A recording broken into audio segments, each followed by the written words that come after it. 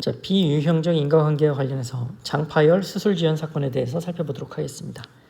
먼저 사실관계를 보시면 피고인이 주먹으로 피해자의 복부를 1회 힘껏 때렸다. 폭행이죠. 힘껏 때려 장파열이 됐다. 폭행 치상이죠. 장파열로 인한 복막염으로 사망에 이르렀다. 폭행 치사까지 문제가 되는 거죠. 이르렀는데 이 과정에서 의사의 수술 지연 등의 과실이 피해자 사망의 공동 원인이 되었다는 사실이 밝혀졌다. 자, 힘껏 때렸어요. 그러니까 아프니까 병원에 간 거죠. 그런데 이 사이에 의사가 수술을 지연한 거예요. 즉 제3자의 과실이 개입된 거죠. 그래서 쟁점이 이 폭행, 복부를 힘껏 1회 때린 행위가 이 치사와 인과관계가 있느냐가 문제가 된 거죠. 인과관계가 있느냐. 판례는 인과관계에 대해서 상당 인과관계설이죠. 즉 사실적 판단과 규범적 판단을 동시에 하죠. 그래서 판례는 어떻게 판단했느냐 보면 피고인이 주먹으로 피해자의 복부를 1회 강타하여 장파열로 인한 복막염으로 사망케 했다면 비록 의사의 수술 지연 등 과실이 피해자 사망의 공동 원인이 되었다 하더라도 즉 비유형적 인과관계라는 거죠. 하더라도 피고인의 행위가 사망 결과에 대해 유력한 원인이 된 이상 그 폭력 행위와 치사의 결과강에는 인과관계가 있다 할 것이어서 피고인은 피해자 사망 결과에 대해서 폭행 치사죄가 된다라고 판단하고 있습니다. 즉 인과관계가 있다라고 판단을 한 거죠.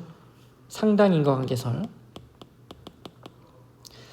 그런데 판례는 이 사실적 판단과 규범적 판단을 이렇게 뭉뚱그려서 상당 인과관계로 판단을 하지만 나눠서 보는 게 맞죠. 그래서 비판이 이 판례에 대해서는 있을 수 있는 거예요.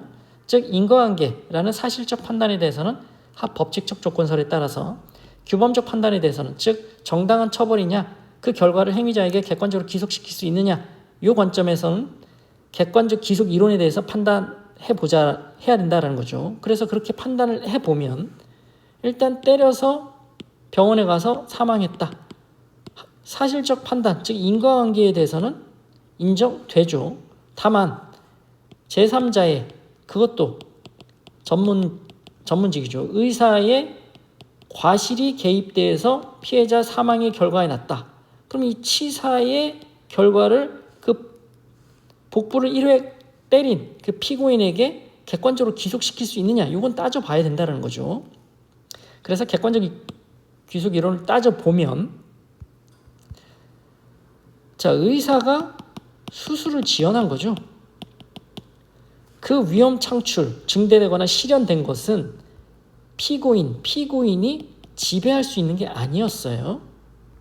또 규범의 보호 목적과 관련해서 타인의 직업적 책임 영역 안에서 발생한 일이죠. 특히 의사라는 전문직, 직업적 책임 영역 안에서 발생한 일이죠. 의사가 수술을 지연해서 사망한 일이죠. 따라서 이때에는 피고인에게 그 사망의 결과에 대해서 객관적 기속이 인정되지 않는다 라고 판단할 수 있는 거죠. 그래서 이 판례에 대해서는 비판이 있는 겁니다.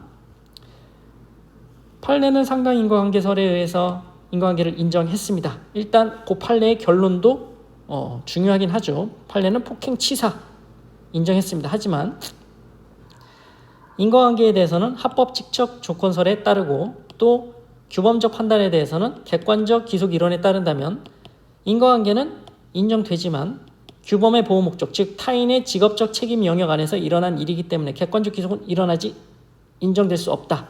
따라서 폭행 치사의 책임은 물을 수 없다라는 거고, 그러면 폭행 치상죄까지는 인정될 수 있겠죠. 왜? 때려서 장파열까지는 일어났으니까 여기까지는 객관적으로 귀속시킬 수 있죠.